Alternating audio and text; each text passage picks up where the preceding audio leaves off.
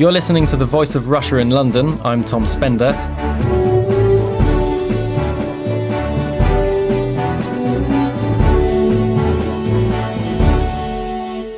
And today we're discussing the world's response to the Syrian crisis, including allegations of a chemical weapons attack by the Syrian government last week.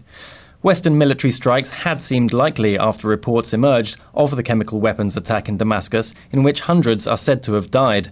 US President Barack Obama had previously said that such an attack would be a red line, and British Prime Minister David Cameron recalled Parliament to approve strikes. But, perhaps unexpectedly, Britain's MPs voted against any military action, and it remains unclear if the US is ready to act alone. So is chemical weapons use a taboo that should be treated differently? And should outside powers be doing more anyway to stop a conflict that is thought to have killed 100,000 people?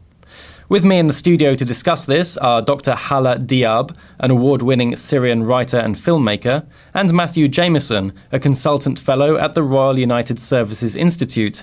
And on the line we have Mataz Suhail, a spokesperson for the Syrian Observatory for Human Rights. Dr. Halla Diyabm, what do you make of the British Parliament's decision not to respond to the allegations of chemical weapons use with force? I mean, it reflects public opinion in this country, but is it the right response for Syrians?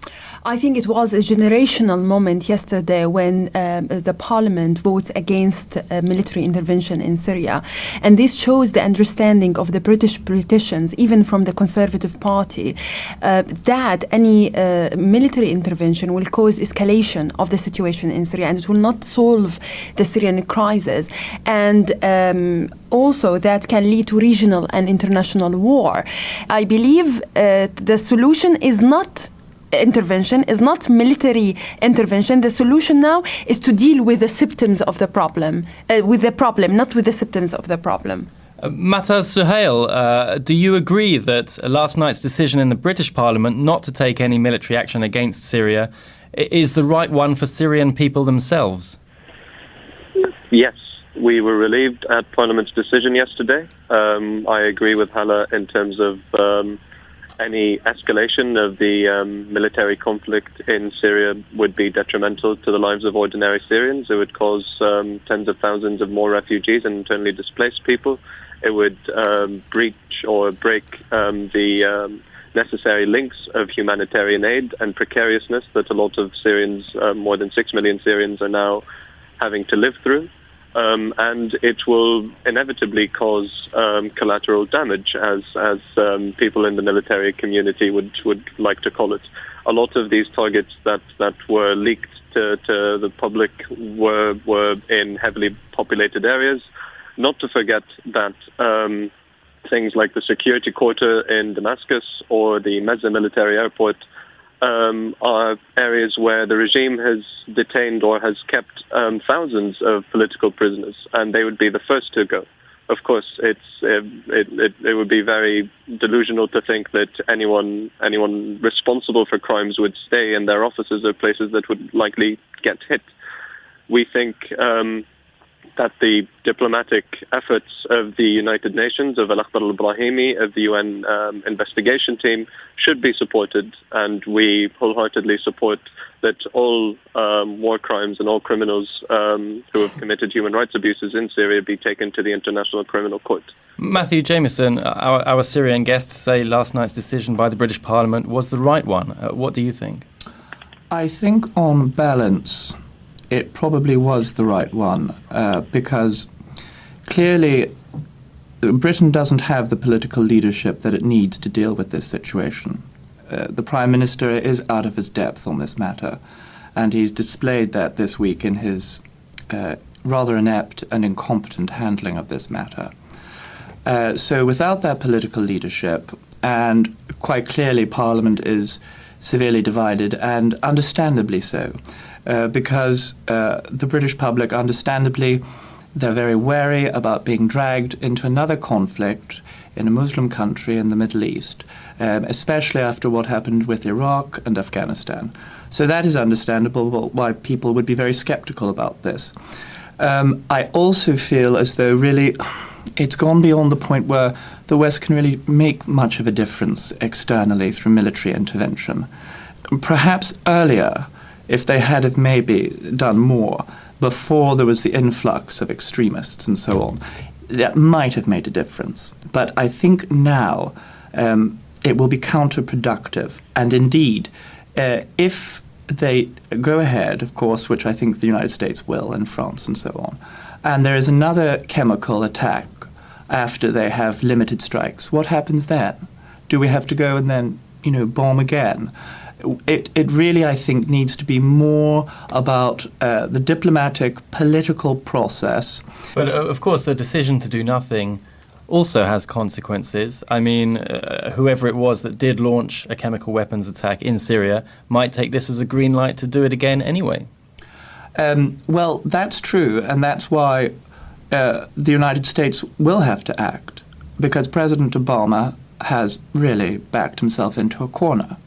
And the credibility of the American president, the credibility of the United States, especially linked to the Iranian nuclear program, because that is also factored in here. The red lines with Iran, if they are seen to be meaningless, then that will have huge repercussions on that issue.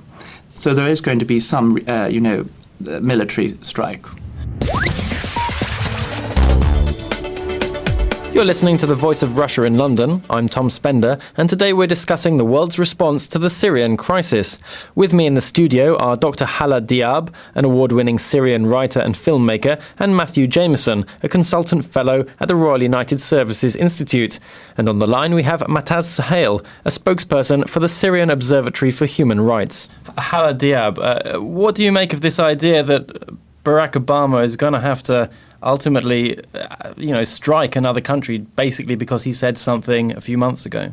We have history with the American who will go there to the Middle East in order to, in a point that they want to wage like war on terror, as what happened in Bush time, and now it is wage war against chemical weapons and dictators. And then what? We are left in Middle East with remnants of futility of military intervention, like in Afghanistan.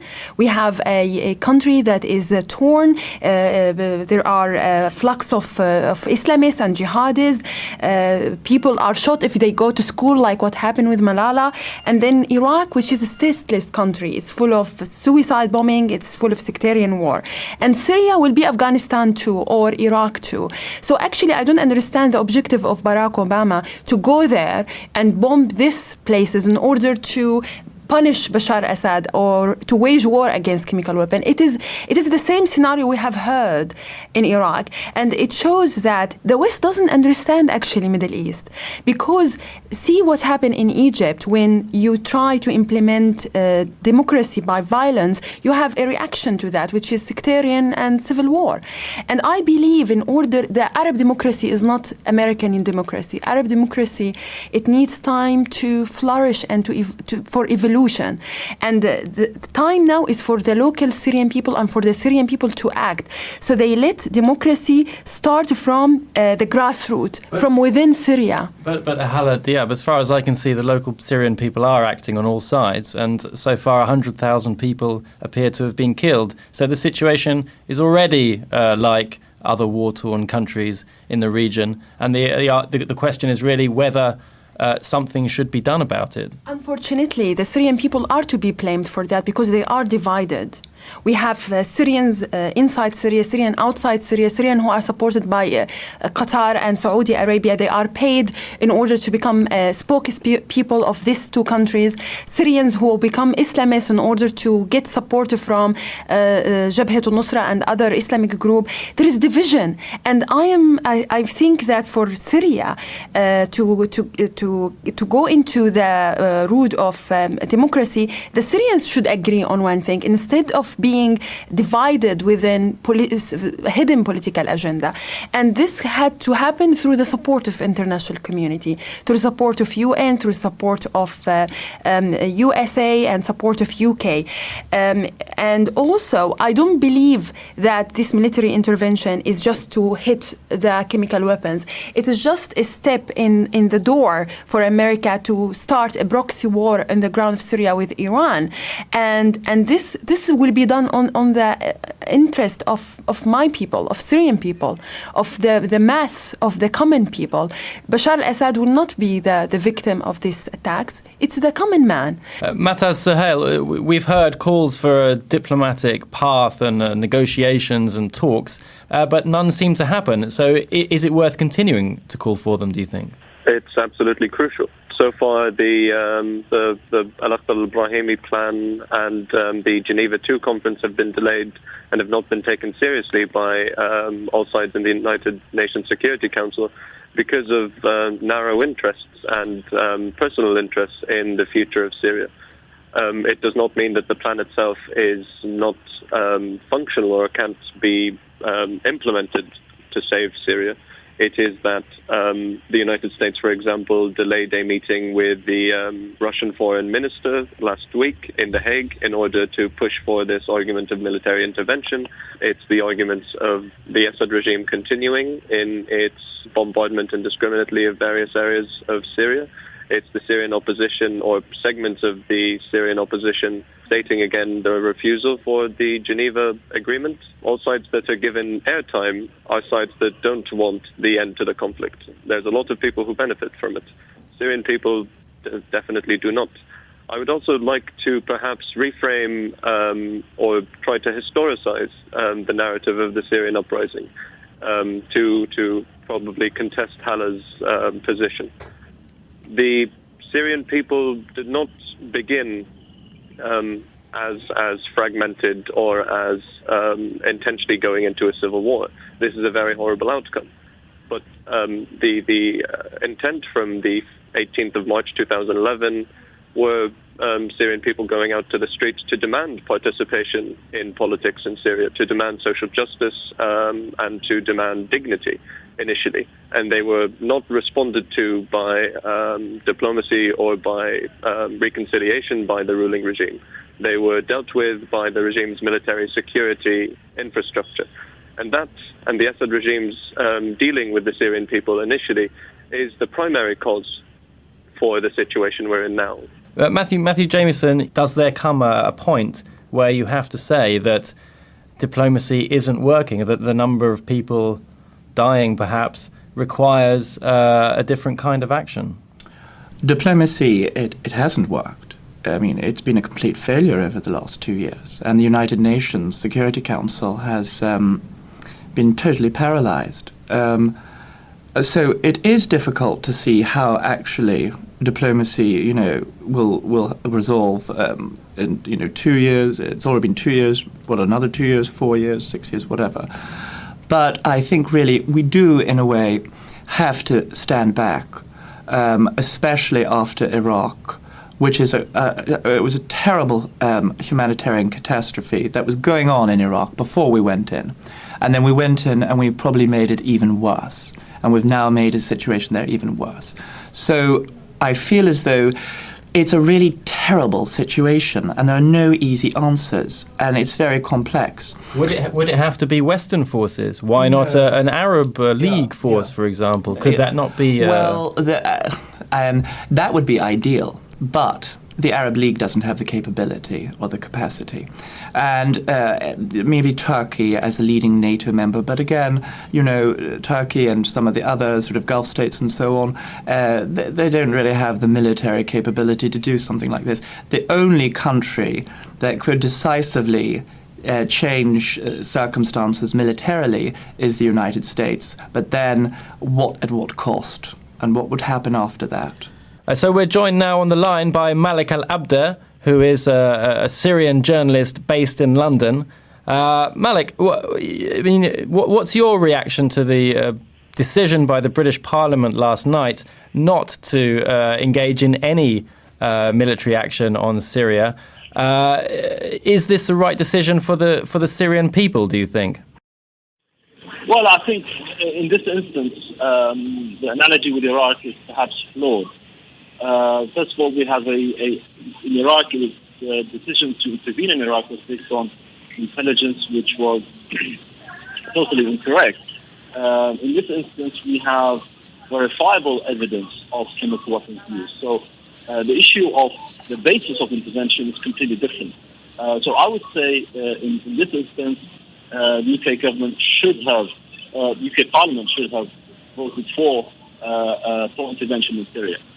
Matthew, Jamison, what do you make of that? I mean, we touched on this earlier, but yes, and perhaps looking beyond Syria, I mean, maybe it says to other world leaders that if they're in a tight spot, they can also use unconventional weapons, and it will have little consequences for them. Well, first of all, there is a core national security concern here, which is Syria does have the third largest stockpile of chemical weapons in the world.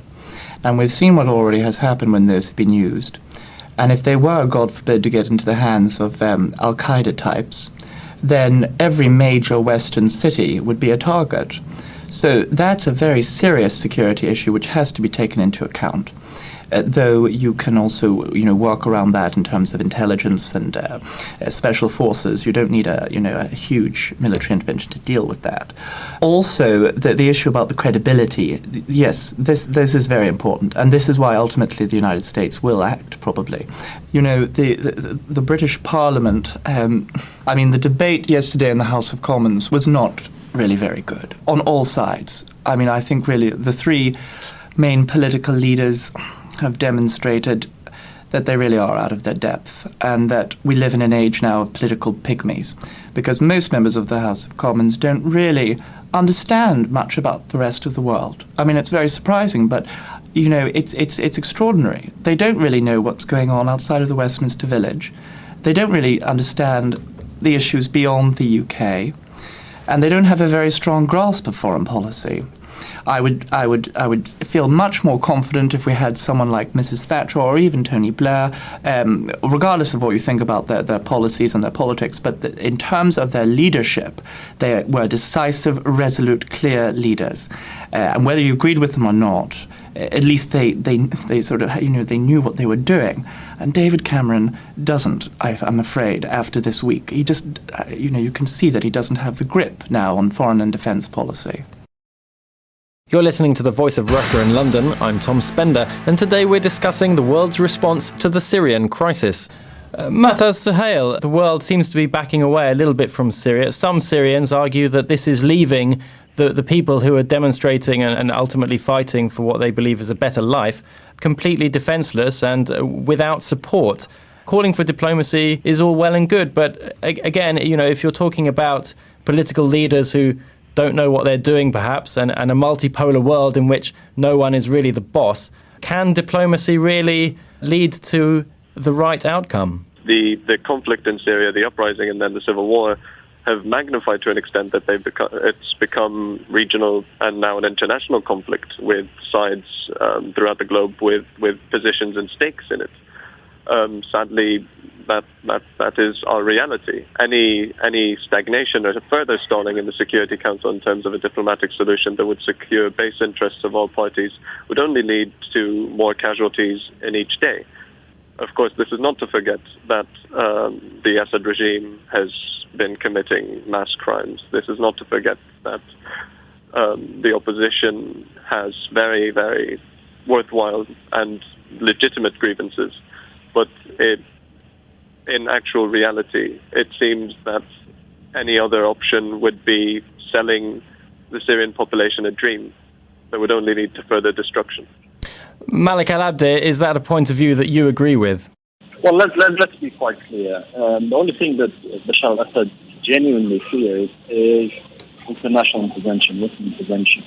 And there are signs that even the credible threat of a strike has caused defections within his regime. And therefore, this strike, if it comes, will be the beginning of the end of Bashar al-Assad and will really turn a page as far as Syria is concerned. That doesn't mean in any way that the conflict within the country will end automatically. Far from it. There will be a lot more fighting, perhaps within the rebel groups themselves, between Islamists and nationalists. That may well happen. But at least we will be rid of the regime, and at least we can then focus on building a credible state, a democratic state. But as long as Bashar al-Assad is in power, he is the main obstacle to achieving the aspirations of all Syrians, regardless of their ethnic or sectarian backgrounds. Halla Diyabm, the West, foreign powers should intervene in order to get rid of Assad, in order to allow Syria a fresh start. What do you make of that? I think we have to be very clear on the objective of this military intervention. Is it really to get rid of Bashar al-Assad or to punish Bashar or any dictator for using chemical weapon and violation of human rights? To solve the problem of Syria is not only to get rid of Bashar al-Assad, is to dismantle the Assad regime, because the problem is not only Bashar. We have Maher al-Assad, who is in charge of army. So if Bashar goes, Maher, we will still have a problem with the army, Syrian army. Maher, the cousin of Bashar, is in charge of economy. So it's the whole dismantling of the regime. And that can't be achieved by bombing Syria. That might escalate the situation, because the regime will defend itself, it will bomb back, and then we will be involved in a prolonged 15 years of conflict, civil war. If you look at the civil war happened in Lebanon, the only time where it solved when they really sit together in Saudi Arabia and they try to find shared grounds between them. And we can't destroy Syria because we want to punish Bashar. Syria is not about Bashar al-Assad. Syria about Syrian people. It's about the generation. This time for Syria is historical moment. All of us now are, as Syrian, responsible for the safety of the future generation. We need to work hard to get rid of Bashar al-Assad with minimum risk. And this is the support we need from the international community to find a way for dismantling Syrian regime, pushing for a transitional government. What way would that be? Why it is easy for the West just to bomb and fight, and not easy for them to seek political solution? They are supposed to be politicians. Are they not the world leaders, politician? If even the opposition is incapable of finding a solution through politics, so they are actually sufficient politicians to lead the country. Politician has the ability to solve the nation problem through politics. That's why they call him politician, not a general in the army. And that's why we need to educate the Middle East about how to solve our political problem through politics, through dialogue, not through fighting. Otherwise, we are going back to the Arabia time where people were fight by sword and they invade each other, and the powerful will invade the weak nation. So there is no progress in the history. And what I'm hearing now is stressing this fact. Yes, I'd just like to say, I think actually one of the key players that could achieve, through political and diplomatic means, a peaceful removal of the Assad regime. I mean, because personally I feel as though, of course, the whole regime must go. It has lost all legitimacy. Once it started turning guns and bullets and bombs and cluster bombs and all sorts of dreadful things onto its own people, treating its own people like this, no government anywhere in the world has legitimacy then to remain. It must go. I feel that probably the people that could bring that about peacefully the most are actually the Russian government, who have, still a great deal of influence in the Assad regime, and they have the capability and the reach and the access to pressure peacefully and through diplomatic political means to get the regime to step down, and then to start a political reconciliation process with all the groups negotiating. Also, another point is that on the issue of chemical weapons, of course, it's terrible, and it cannot be allowed to stand. However, it's very interesting sometimes, I think, about, the West has such a checkered record on this, because when Saddam Hussein was our friend in the 1980s, and when the Carter administration and the Reagan administration were backing Saddam Hussein against the Iranians in his war, Saddam Hussein used huge amounts of chemical weapons on Iranians, and we did nothing. He also gassed all the Kurds in Halabja in 1988, and we did nothing. So there is a total lack of consistency in Western policy stretching over decades in the Middle East. There's been a lot of hypocrisy, and we have got to find a way forward now to stop these double standards just because somebody may be our friend and ally and we turn a blind eye. But then in other cases, we whip all of this up. So there's a lot that within the United States and Britain and so on we have to address in terms of our Middle East approaches. Right, we're almost out of time. I just want to ask our guests, in a sentence, if it's possible, what needs to happen next in a bid to address the ongoing bloodshed in Syria? Malik al Abdeh. Well, I think there needs to be critical strikes against the regime's command and control infrastructure and against weapons sites and against military airports. And after that, there needs to be concerted efforts on the part of the US, Russia, to reconvene Geneva 2 for a peace conference. And I think the regime will be, more likely to negotiate seriously once it knows that the international community is serious about using military. Mataz Suhail, just very briefly, what needs to happen now? Geneva 2. Briefly, Geneva 2 needs to happen. The international community and the media need to take it seriously and explain it to the public, who don't seem to know that Geneva 2 does include, as Matthew said, Russians' capability of agreeing with the US for a transitionary government that would exclude al-Assad and have a joint opposition and segments of the regime government that would lead within a year to democratic election for the country to move on. All war crimes to be taken to the International Criminal Court. Dr. Halla Diyabm, what do you think in a sentence? I urge the Russian government and Mr. Putin to stand with the Syrian people and influence the Syrian regime in order to step down and to come to Geneva for transitional government and to support the Syrian voices which are helping with or which can support the democratic process in Syria, and not to destroy Syria for the sake of Bashar al-Assad, because Syria is not Bashar al-Assad. Syria is for Syrians. And Matthew Jamison, a final word from you.